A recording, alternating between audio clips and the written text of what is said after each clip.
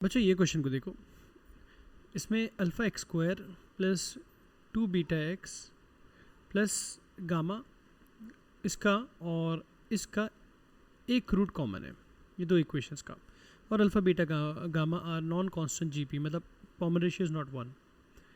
तो अगर मैं इसको अल्फ़ा को ए मान लूँ, ए एक्स स्क्वायर, 2 बीटा को ए आर मान लूँ और गामा को ए आर स्क्वायर मान लो, तो आप देख सकते हो ए तो कॉमन निकल के 0 में चले जाएगा, तो इक्वेशन बन जाएगी x square 2rx plus r square. तो ये आप ध्यान से देखो तो x plus r whole square equals to 0 आ गया, x equal to minus r आ गया, मतलब इसका एक ही रूट था, सिंगल रूट, और वो भी माइनस ऑफ कॉमन रेशियो है।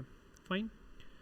अब सवाल क्या है कि अल्फ़ा बीटा ये निकालना है, alpha into beta plus gamma.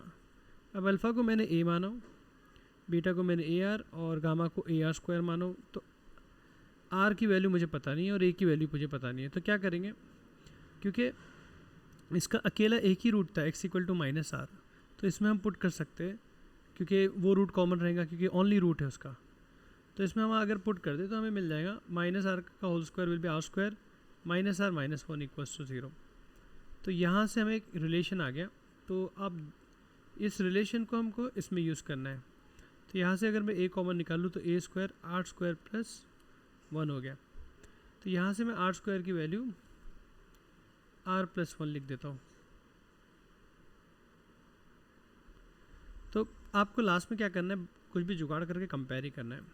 तो a r plus 1 r square की जगह प्लस 1, सॉरी ये आर स्क्वायर प्लस आर था ना, तो आर स्क्वायर की जगह क्या आ जाएगा,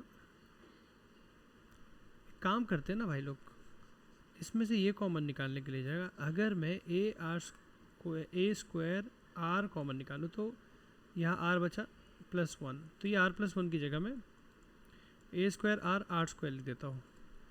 अब इसे हम लिख सकते हैं A R into A R square.